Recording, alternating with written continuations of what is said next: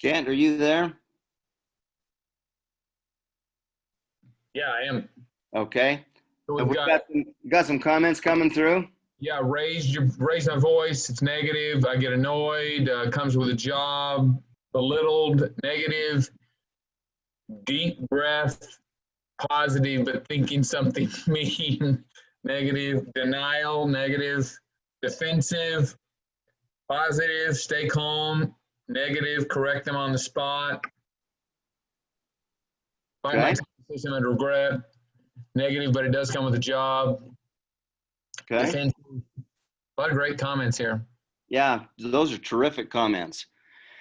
And sometimes it's confusing as to whether or not one of those is positive or negative. We'll talk about that a little bit when we're going down through the list a little bit.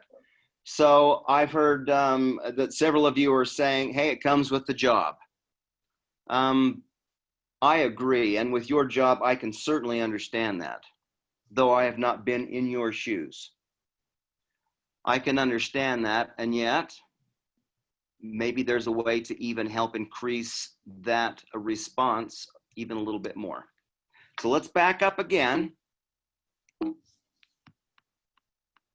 And let's back up again. Sorry. Let me work through one really quick technical difficulty. Okay, let's back up again. What about when somebody yells at you? That can't ever happen, whether it's at home or whether it's at work. What happens when someone yells at you? Please take a couple of minutes and let's go through some of those responses.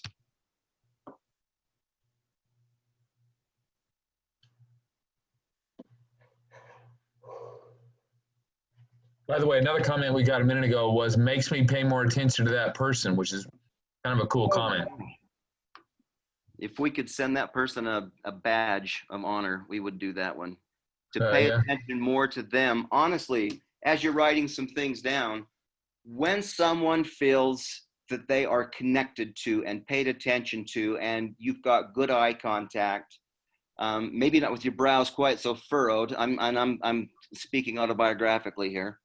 Oftentimes I will pay attention to somebody, but I don't like what they're saying, so my brows are furrowed, and they'll say, "You're not listening to me. You're just judging me." So there's a little bit of my vulnerability, but when we're paying attention, people seem to calm down and open up a little more naturally. Not that that's a given. So I appreciate you sharing that. So here are the comments we're getting now. Negative, yell back. Positive, smile. Okay, let's slow down on those just a little bit. So negative is to yell back. By the way, it's very, very common. In fact, we learn this at a very early age when we're on the playground at school. If somebody hits me, I'm going to hit them straight back. By the way, I have a little story about that I may tell you later. Depends on how vulnerable I'm feeling. My dad taught me some things when I was younger that had carried over after I was married, and my wife helped correct me on that much quicker than my dad did. But to punch somebody back, to yell back, to kind of meet them where they're at and one up them is a very, very common thing. That is usually human nature. So as we're going through some of these, just keep that in mind, that that's about as natural as it comes. Okay, so go ahead, and if I pause you on another one, Kent, I just let me do that. But go ahead and share a couple more of those, or all of them actually. Sure. By the way, some of you, your names are showing up. Some it's a number, so that's why I'm just not going to say name. Anyway, one person said depends on my current state of mind. Okay, so stop right there. That's a little bit what I was talking about before. Sometimes our current state of mind can be affected by so many things. And in the morning, maybe we get in an argument with somebody. Maybe our breakfast didn't hit our mouth but spilled because the dog tripped me and it went all over me and I had to go get a clean uniform. There's so many things that can happen, or I just don't feel like it today. And those things can dramatically affect us. So that's so true, and it's real. Okay, go ahead, Ken. This one said, early in the day, I'm okay. Late in the day, I'm not having it. Okay. And it's just the opposite for some others. Early in the day, I'm not having it. But once I've had a cup of coffee and I've had a little bit of the day going on, sometimes we can handle it better. It's different for all of us. So yeah, I appreciate that. Go ahead, Kent. This one person said just negative. Another person said try to think about why they're yelling and how it relates to me. And if they got that positive, they don't say, but that's really interesting. They're thinking about. I put that straight on the positive side. Absolutely. This person said, I keep my voice at normal levels. Eventually, if they want to hear me, they'll lower their voice. Well, that's awesome. I love that. So that's definitely positive. Yeah. By the way, before you read on to the next, I believe that, and also just put a quick comment, yes, no, or a Y or an N. How many have been through the verbal judo course?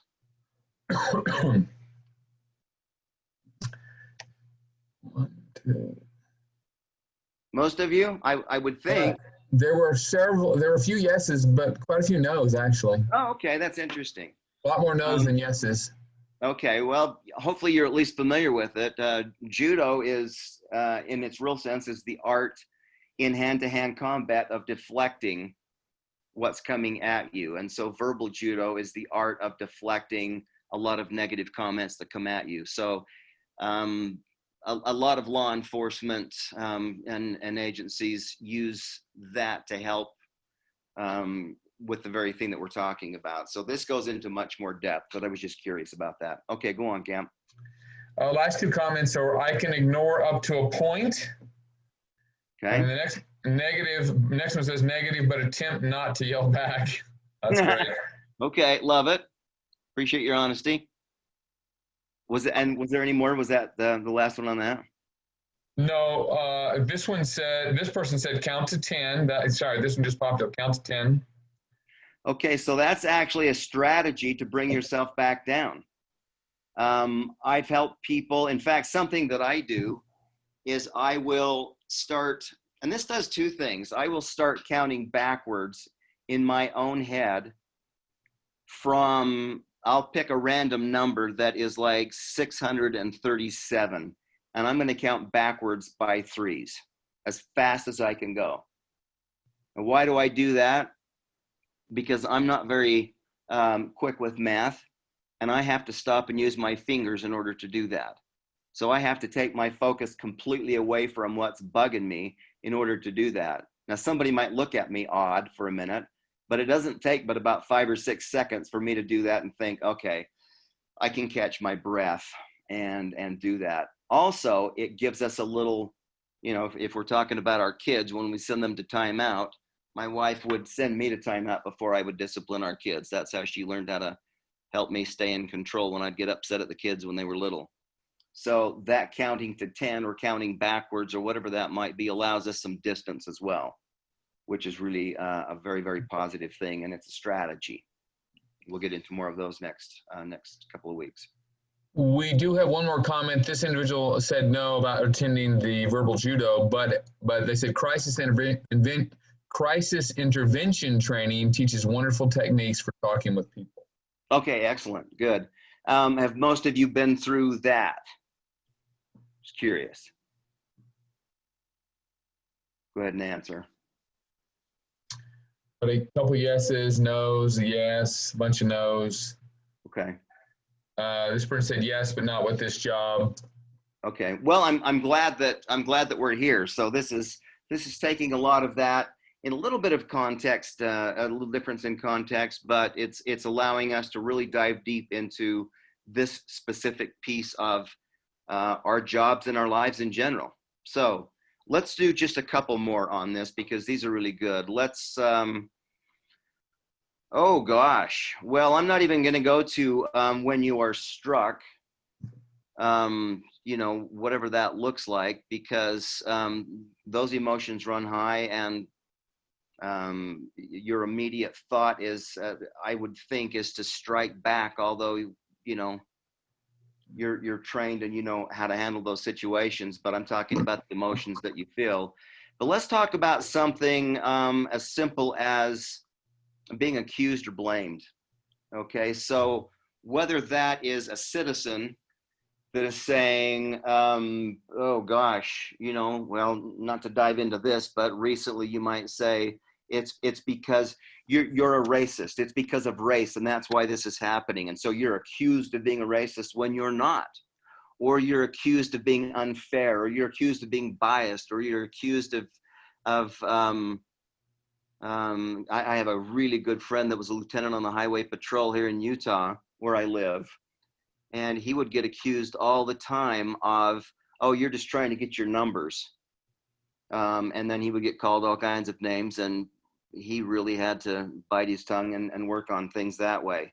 So when you were accused or blamed either by a citizen or by a coworker, by a supervisor, whether it's true or not, what are your initial responses or actions or reactions? Go ahead and write some of those down.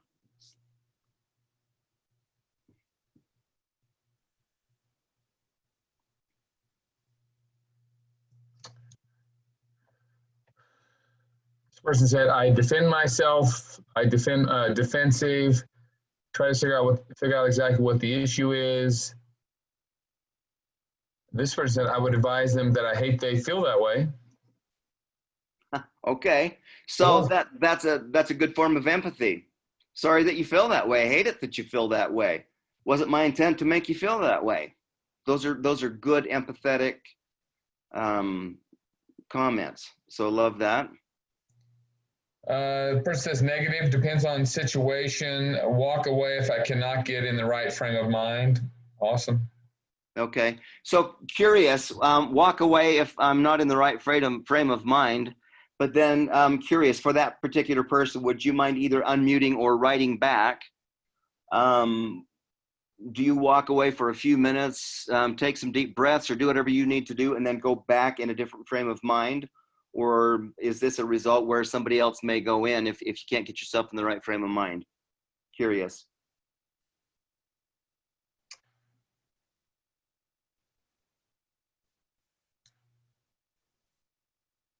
You getting anything there? Well, we're still getting a lot more comments. I'll watch for an updated comment. Let's go on to some other comments. Accept responsibility if I did it and defend myself if I didn't. Okay. Well, my cursor's doing crazy things here. Depends on who's doing the accusing, blaming. If it's a boss, coworker, customer, I'm respectful and try to resolve the conflict calmly. Family, close friends, deflect blame back to them or angrily defend myself. Okay, so that I was describing myself earlier, and it sounds like that's a similar thing. And that's more common than you'd think, by the way. You've spent all of your emotional strength oftentimes at work, particularly on a hard day, and when you go home and there's stuff going on, a lot of times there's just not a lot left in the tank. I understand. Any others there, Kent? Yeah, this one said they think and feel however they want. They can think and feel however they want to, but I know who I am and I'm confident who I am. Love it. The individual who sent the earlier one about walking away said, my mic's not working. Depends on the situation. Like with emails I write, what I want to say, wait a bit, edit, then reply. Love it. Yeah. Okay. Great choice. Great. Yeah. Okay, so looking back, you can see some of the others, and I think you get the point well enough. In the next couple of weeks, we're going to be thinking through, as we're putting together a game plan for each of you.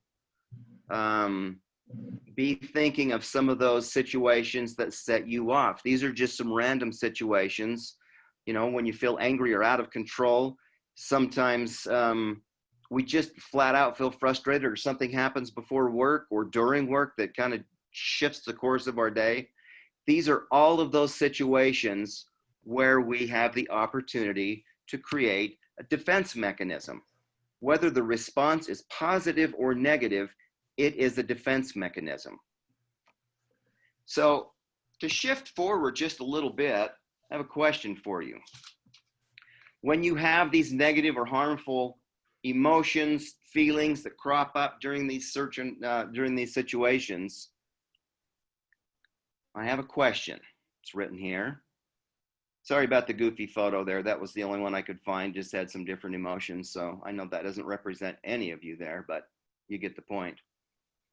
Can you control the emotion or the feeling that crops up inside of you when something, when you feel attacked emotionally or physically? Can you control that initial emotion or feeling? Please write yes or no, or Y or N's fine. If everybody would please just quick type that, that would be great. I'm curious to know what you think.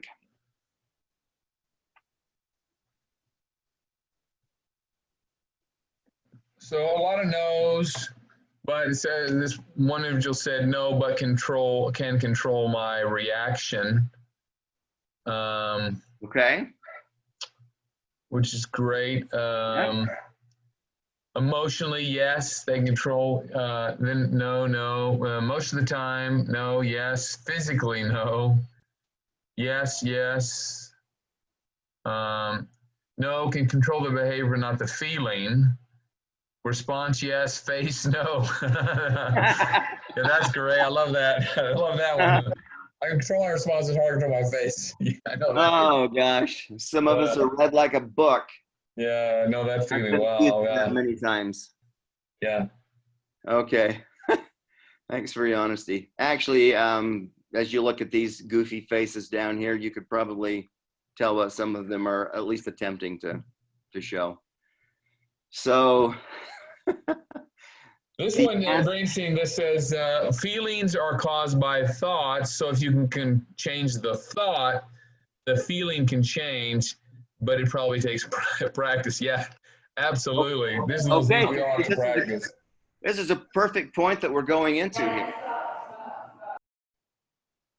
Say that one more time. Somebody was giving a comment. I think it was accidental. Okay, that's fine. If you have a comment, gosh, I'm all over that. So the actuality of it, and this is just the way the human brain is made up. When you have that initial feeling or emotion, it happens in a split second. We really cannot control how we capture that feeling. You know, if somebody says something that's brutal and rude and attacking, and or you know, somebody sort of comes after me like you know, they're aggressive, that particular emotion that I feel is not something that I can think. It's an impulse. Okay? So what we're trying to do now is remember, control this impulse before it controls us. So the feeling or emotion, no, we can't control. You're right. But what we can control is how we respond to it. So I think probably most of you are familiar with famous UCLA basketball coach John Wooden, who has enough quotes to fill up a volume of books. But I love this one. When it comes to who chooses your defense mechanism or your response, it's always you. It's never somebody else. And I hear people blame other people for their response or their action, and that's simply not true. We choose our own response or our defense mechanism, and whether it's positive or not.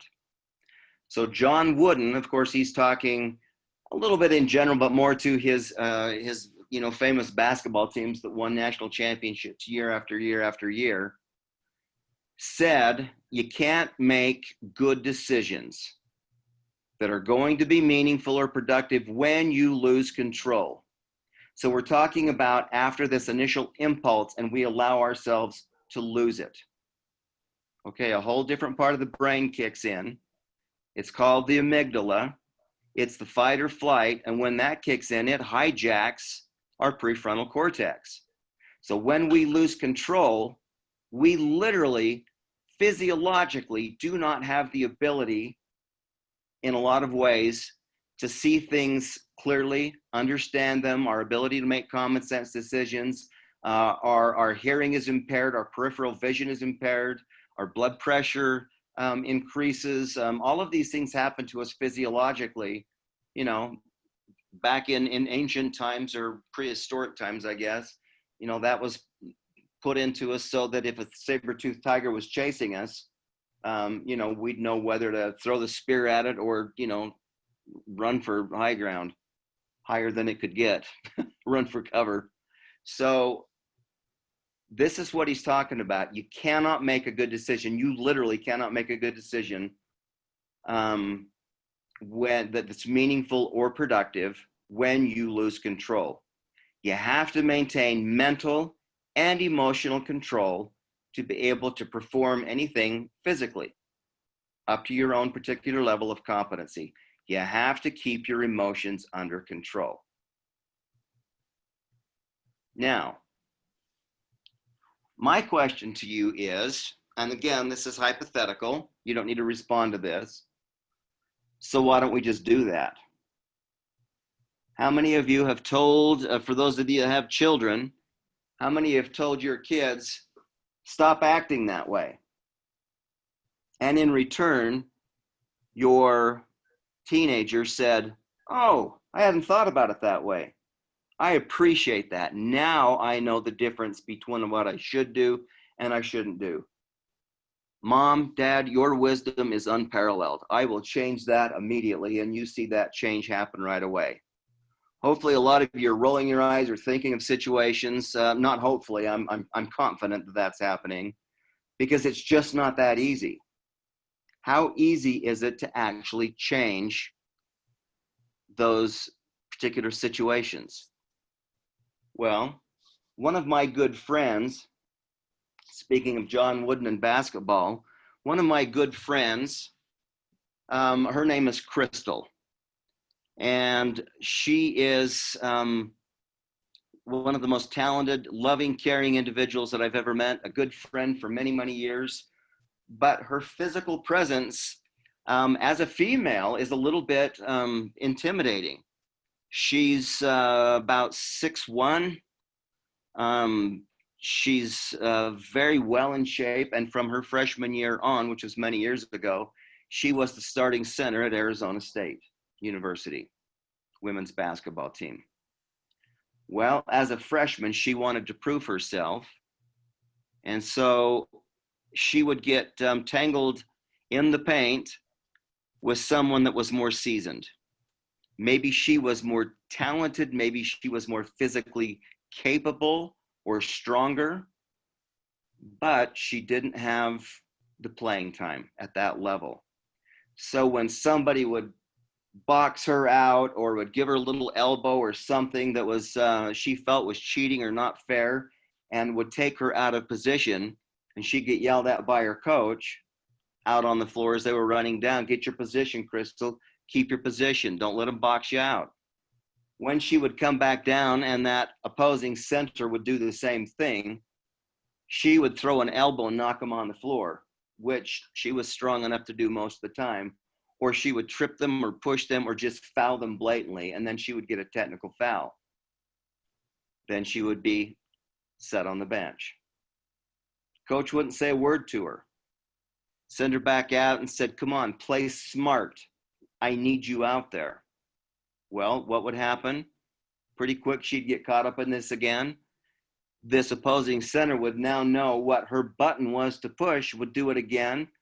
And my good friend Crystal would send this other center to the floor again.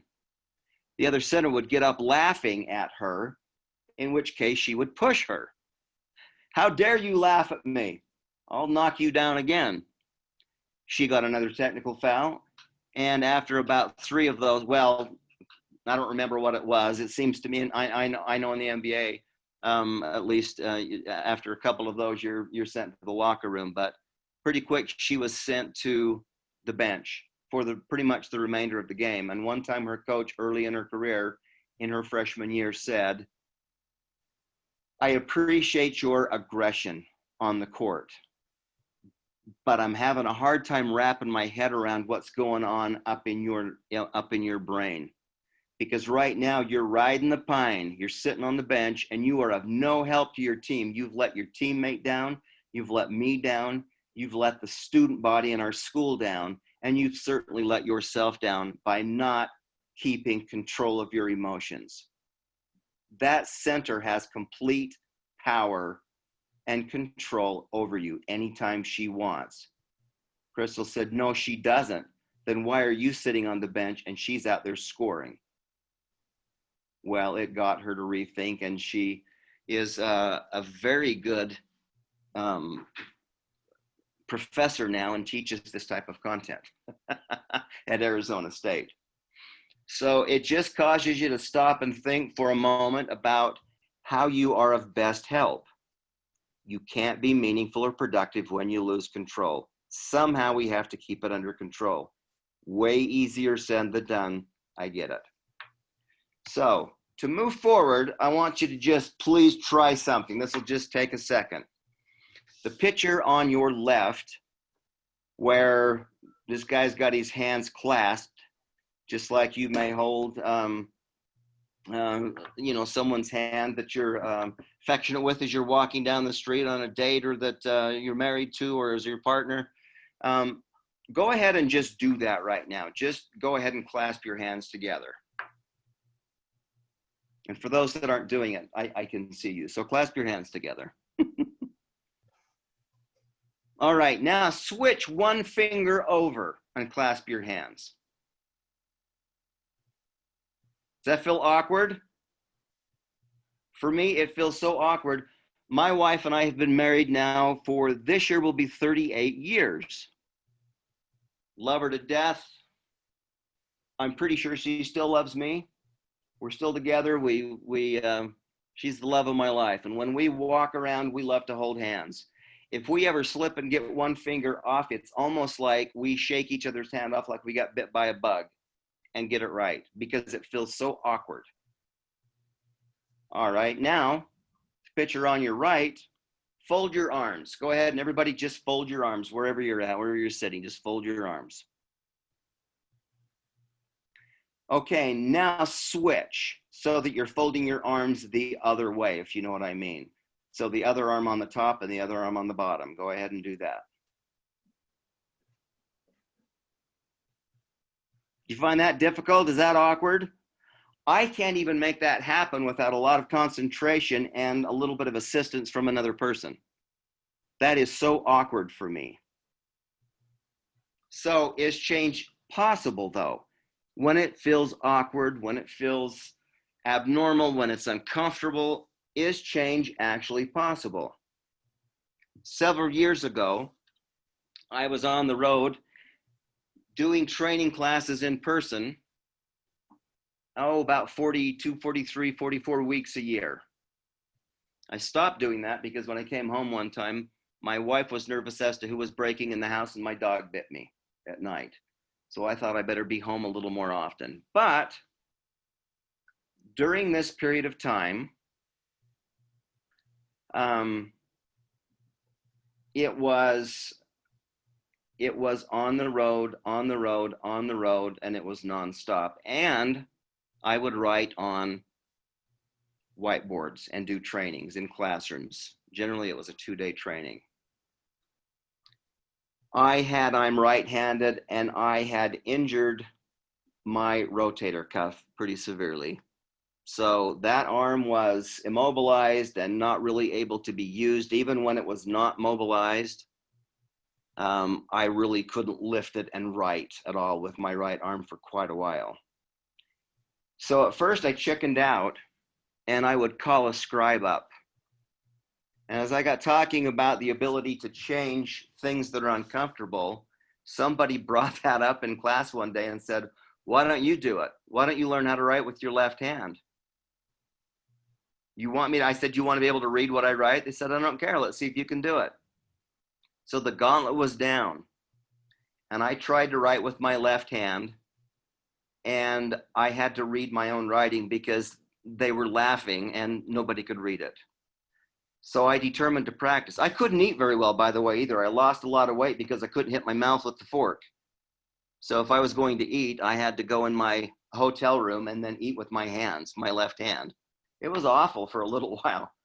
But you know what? Over time, and I don't know if this has happened to any of you where you had to learn how to write with your opposite hand, it actually became a little easier, a little more legible, and I was able to take that thing that was uncomfortable, that was awkward, and I was able to write in such a way where I didn't even think about it. It was never as good as my right hand, but I was able to write left-handed, up on the board, eat left-handed, do all kinds of things left-handed, and until my right arm was mobile and had some muscle tone back to it, so I could use it again.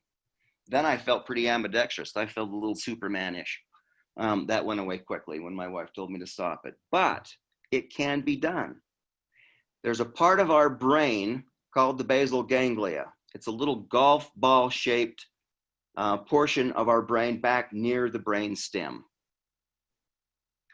The whole purpose of that is when I'm trying to change a habit or a routine that's awkward, hard, difficult, the repetitiveness, the conscious effort over and over and over is what fires up in this basal ganglia and causes us to learn that motion over and over and over, or that action instead of reaction, right? Our response over and over and over.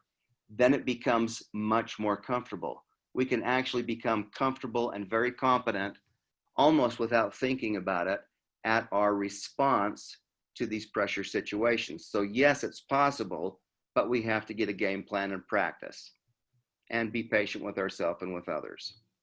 So now I have a little video for you to watch. This was something that went viral on YouTube not very long ago that happened actually here in Utah. There's a parking lot not too far from, well, it's probably about 10 or 50 miles from my house where this happened. It's in a mall. They shouldn't be there in the first place, right? Shopping, but nonetheless, there they were. And the only thing I'm going to ask is there's these two ladies and they begin a little bit of a dialogue and it escalates a little bit. So as trained law enforcement agents, I would ask you to look for one thing.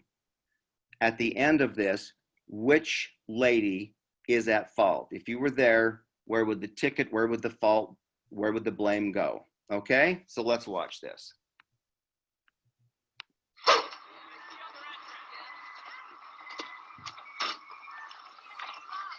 Excuse me. I know you didn't think anyone would catch you, but you just slammed your door into my car. The least you can do is say you're sorry, lady. You don't have to take that tone. It's not like I'm hurting your resale value. I'm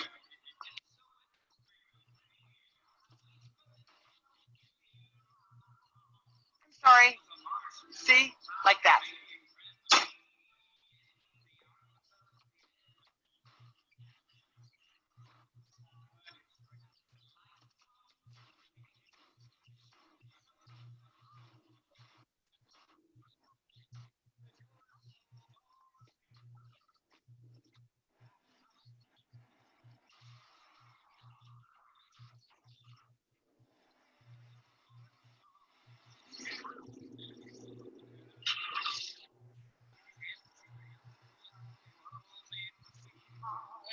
Take a walk with your it's the sugar tape. What if spring is late and we're in summer's mellow?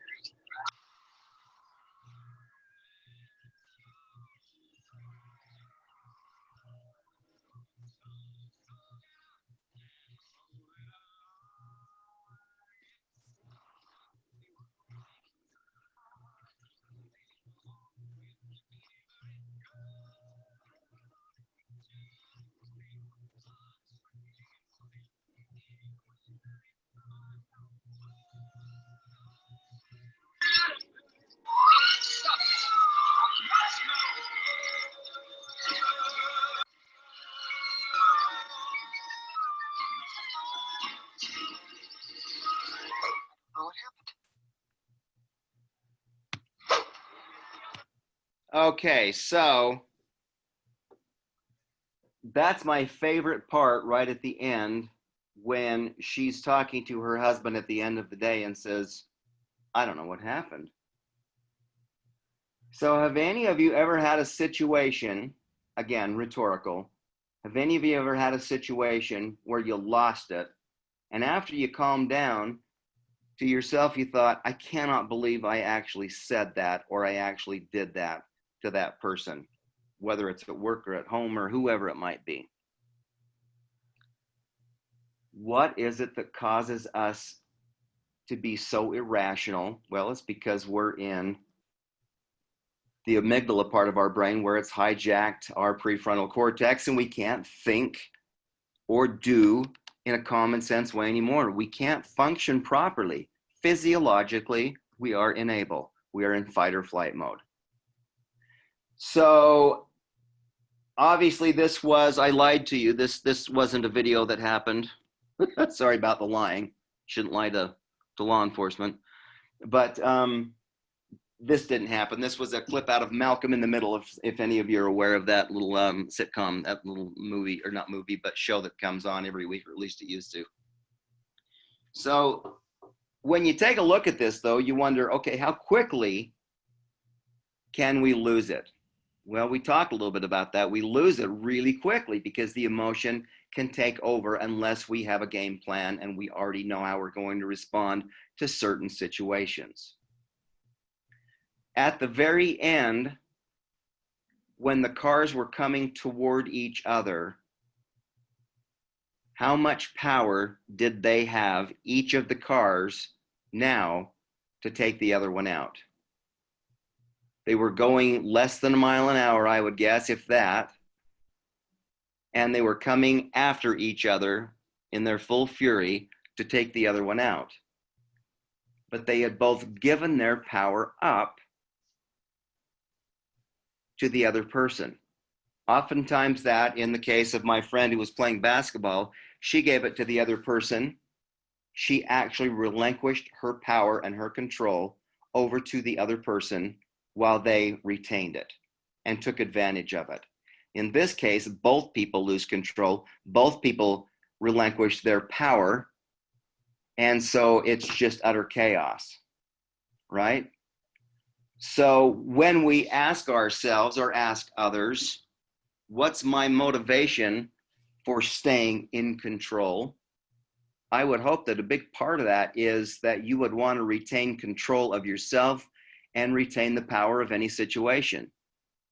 So many people think that to retain power, we've got to show, I want to word this in the right way with this group, particularly with what's going on right now, because I know there's a lot of mixed emotions and feelings that are going on all over the place. So sometimes, yes, strength needs to be asserted. I understand that. But to still remain in control under certain parameters is a very powerful thing.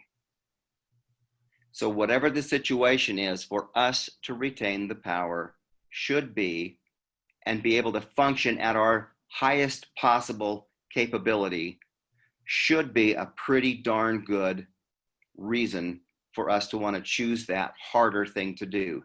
There's always an easy way and always a hard way to do anything in life. We're talking about emotions and controlling ourselves emotionally and physically. It's a hard thing to do, and it will take practice. And we're going to hopefully, all of us, blow up that basal ganglia in the back of our brain so that we can do this over time. And some are naturally better at it than others. So before I go through this little page here, I want to tell you one quick story, and then we'll go through this and have some universal application and discussion. I was raised, now I'm the youngest by a long, long ways. Both of my parents have passed away 11 and 12 years ago, respectively, for my dad and then my mom. So I was one of those afterthoughts where my parents both looked at each other and said, how could this possibly happen? But my dad, so being a little of the older school, he was raised during the Depression, And fighting was a very common occurrence back then in a little different way than it is now. So I grew up in school being taught by my dad to never back down from anybody, never start a fight, but always finish a fight. And he had boxing gloves, and he taught me as a little kid how to box and defend myself, and told me never to back down when those situations occurred. Of course, never starting one was a little blurry to me, and I think it was to him as well when I was younger. I remember one time out in the front yard, I believe I was in the 6th grade, and one of my friends was in the 7th grade. He was a little bigger, and I was a little nervous of him. Hoped that we never got in a fight. Nevertheless, there we were in our front yard, and we started pushing each other back and forth as kids that age do. Till you stop, you're an idiot, no, you're an idiot, I'll push you, well, I can push you, that wasn't a push. And we started on that way. What I didn't know is my dad was watching out the window. And so pretty quick, he took a swing at me and he missed, and I took a swing at him and he missed, and he took another swing at me and caught me. Not real hard, but hard enough to make me mad. And I kind of punched back half-heartedly, and then told him some stupid thing that a 6th grader would say, like, get off our property or I'll call the police, right? Well, he finally went away, and when I went in the house, you cannot believe the trouble that I got into. My dad laid into me and said, I am embarrassed that you are my son right now. Right or wrong, that was his mindset. Growing up during the Depression back in the days, he was a little guy, but he didn't take anything from anybody and made sure that all of us boys in the family had the same mindset. He told me that he was ashamed of the way I fought, that I didn't stand up, that I had much more ability than that, and that hopefully that would never happen again. I felt so bad that the very next day, while my dad was right before he came home from work, I went down to my friend's house, Lee Tidwell. I hope none of you know him. He's probably a good guy right now. Nonetheless, he was my friend at the time in 6th grade, and he was in 7th. I went to his house and I banged on his front door and started hollering for him to come out. I knew his parents were both at work and he was home by himself. So I felt okay to beat on the door and scream and yell and call him out. He never did. So I walked in the house, still yelling at him, finally found him up in his room, punched him in the nose, grabbed him and drug him outside, and proceeded to beat him within an inch of his life.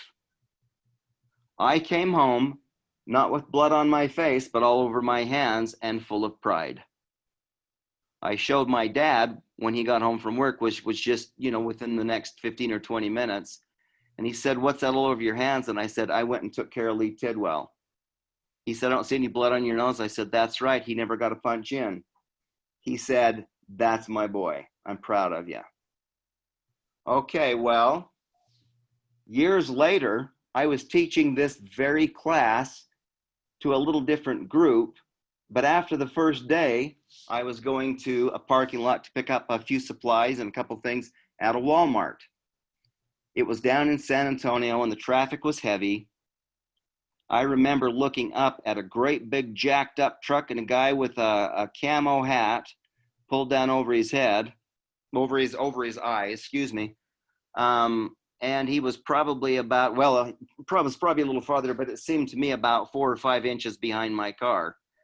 And I couldn't move over lanes. I couldn't go anywhere, and I had to turn into the parking lot, and there was no turning lane. So I tried to tap on my brakes a little bit, and he got closer. That made him mad. I wanted him just to kind of get an idea that I was trying to turn. He couldn't see my signal because he was so close, so I unrolled my window and started to point over where I needed to turn, and I'm quite confident that this guy thought that I was gesturing something a little different. This is just a few years ago. And so when I pulled into the parking lot, I was going about 30, and that little rental car hit the bump over the parking lot, over the curb, bounced and bounced, and the guy looked at me and honked his horn at me like he was mad at me. I guess not like he was mad at me. I think he was upset at me for something. So I put my arms out the window to give a gesture like, what? I put them through them both up in the air like, what? What did I do wrong? And I drove on to the other side of this Walmart, which was a block long, and I parked. And I thought, okay, just take a deep breath, go in, get your stuff.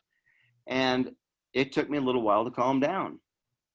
Well, no sooner did I unlock my door than I heard screeching right to the side of me, and he had pulled his truck sideways and was right next to me and got out of his truck. He started to walk around to my side of the car, so I attempted to roll. Now, by the way, this guy is twice my size. Though I was smaller and scrappy as my dad had taught me to be, this guy was a good 20, 25 years younger than me and was about twice my size. Now, in my head, I thought, I can take him. I can do it. Remember what my dad taught me? Well, that's how our heads go. Well, I unrolled my passenger window and it caught him off guard, and he went over to the passenger window. And he poked his head in the window and he said, "You got a problem?" And I thought, okay. Now, by the way, I just got done teaching this concept to a classroom full of about 50 people. And I thought, okay, think quick. Let's see. Okay, I got out of the car. Good thing. Now, if I would have approached him, speaking of body language, what my immediate thought was is to approach him really quickly and get close to him. You know what would have happened? He'd have taken a swat at me. Who knows if I'd have been able to miss it or not, miss his fist. So I walked up to about 5 feet, just calmly, with my face, I was doing my best, and my body gesture, calmly. And I simply said, "No, I don't really have a problem." I said, "I'm sorry." I said, "I didn't mean you to come back." I said, I'm from out of town." I said, "I'm not from Texas. I'm actually from Utah. And so when somebody honks a horn, that means that you've done something wrong." And I started to just talk to him. And I remember the look he gave at me, and he tilted his head to the side. He looked at me like, "What? I thought we were going to have it out here." And I just carried on with my little conversation. I said, "You were so close to me, I'm not sure that you could see my signal lights. I was just pointing to let you know I was needing to turn into the parking lot." I said, "I certainly didn't want to damage that beautiful truck of yours and didn't want to have the hassle of, damaging this stupid little rental car." I said, "So I really was just trying to be a courteous driver." I said, "So if I've upset you," I said, "I am so sorry. That was not my intent. What could I do different next time? Because I will come back here and visit often. I do trainings to kids, that particular time to the teachers of kids that were struggling with, staying out of trouble." And he just looked at me and didn't know how to respond. And didn't know how to respond, and didn't know how to respond. And I would say 10 or 15 seconds walked by, and he finally just walked off and went into the store. He was stumped. Okay, now what was the change? By the way, it took me a while to calm down. I didn't immediately calm down. We'll talk about that in the next training. It took me a while, but what changed from when I was a kid? And don't just say, "Well, you matured." No. I had to have a game plan and work on it hard because I still got myself in those same predicaments when I was an adult. So something had changed in me. I had learned what to do and what not to do. I had changed from my dad's thinking to a much better way of thinking. I had built a game plan and I stayed in control. I wonder what it would have been like if I'd have engaged in a little combat with this guy, if I'd have gotten a fight and went back to my class that I just taught this to with a fat lip and a black eye, or worse. What happened? Oh, nothing. So, you know what? I was glad I was able to do that. So with this last little piece right here, as we start to wrap up, I used to, a long time ago, work with Stephen R. Covey, who wrote The 7 Habits of Highly Effective People. We were able to travel together, and one of the groups that we worked with, I was very proud of for a long period of time up in Canada, was the RCMP from coast to coast, the Royal Canadian Mounted Police, and got to know them. And we actually did some traveling together up there, and they came down here in full uniform. We got some fun pictures, but learned a little bit about how they function and operate in their duties as well. But in working with Stephen, I found out something that I have used over and over, not only in trainings, but with my kids and with others in my work, and mostly with myself, because after all, at the end of the day, who can we change? Ourselves. Who chooses our response or our defense mechanisms? Ourself. So Stephen would put his one fist, if you could imagine, he'd get in front of the stage, and he had a certain way of doing this. He'd kind of crouch down, and he would clench both fists. And then he would take one fist and he would smack it against the other so they were stuck together. And he said, on the one hand, you have stimulus, and on the other hand, you have response. And they were stuck together. And he said, what separates us from the animals, and he would go through this big contortion and pull his fists apart. And he would say, we as human beings, as opposed to animals, have the ability to separate the stimulus from the response and make a choice in the middle. Whether we do so or not is our choice. So he said, we are not animals. We are not the product of what has happened to us in the past. We actually have the power over choice. That's how he would wrap that little piece up. When I hear people say things like, I can't help it, it's just who I am, it's my nature, that's what I was, that's how I was raised, or, there's a million excuses, but ultimately we have the ability to do that. It just is a choice as to whether we're going to go through what it takes to become in power and under control under any circumstance. He would say, look at the word responsible. Response able. You have the ability to choose your response. Don't blame your circumstances, your conditions, or others for their behavior. I'll add to that and say, don't blame a bad morning, a bad day, a bad moment, anything that you can think of to point a finger and blame and say, that's why I'm so upset, and that's why I'm behaving the way I'm behaving. Deal with it. It's just who I am. Or I've had a bad day. Deal with it. We all have those days, and we have the power to choose our behavior. It's a product of our own conscious choice.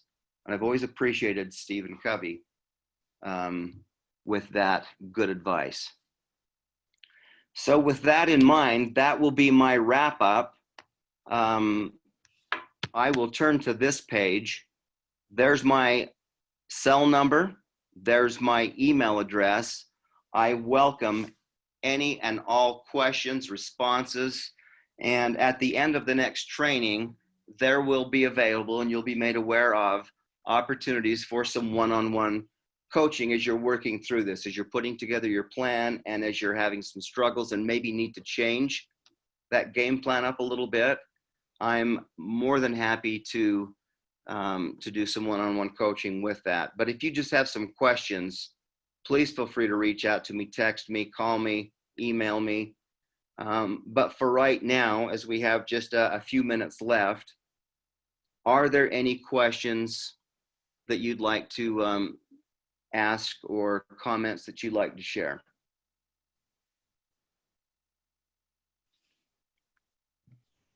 By the way, we did get 2 comments after you told your story about the Walmart parking lot. You killed him with kindness, laugh out loud. And then the next comment was, I stumped him with kindness. Yeah. And the next one was, as you age, your perspective changes, you use your experiences to your advantage. Yeah, absolutely. And that's very true. And yet I've seen people that say you can't teach an old dog new tricks. Well, by the way, I train dogs as well. And you can train an old dog a brand new trick. So our perspective does change, and we do mature. With that in mind, some people choose not to. But that's a great comment. Anything else?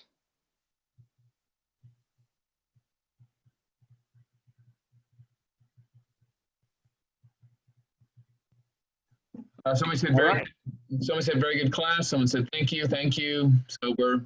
Oh, well, it's been my pleasure. And I want to thank you for your participation, indulging me in a little bit of maybe a different approach a few stories. I always feel like a story is helpful for me to make sense out of a situation when I can relate it to something that's going on in real life. That certainly helped me, and I know it's helped others. I hope you're okay with a couple of stories when I share some training with you. So I want to thank you for being a gracious group. I want to thank you for the service that you render to your community there in Tennessee and the good examples that you all are. I appreciate the training that you're willing to go through and your willingness to take this information and create positive changes in your life, which creates positive changes for everybody around you. So with that, thank you. I bid you all a good day. Make it a conscientious choice to do so for the remainder of today and for the days ahead. And I look forward to your comments, calls, and we'll see you in 2 weeks. Take care, everybody. Bye-bye. Thank you very much. This is great. I enjoyed a wonderful class. Steve, lots of thank yous. Very interesting. Enjoyed it. Thank you. So I'm just curious about the hates. yeah, The well, you're idiots. Any of those? Are there names attached to them? Just kidding. All right. No, it's been my pleasure, and thank you for saying those kind words. All right. We're off. Thanks, everybody.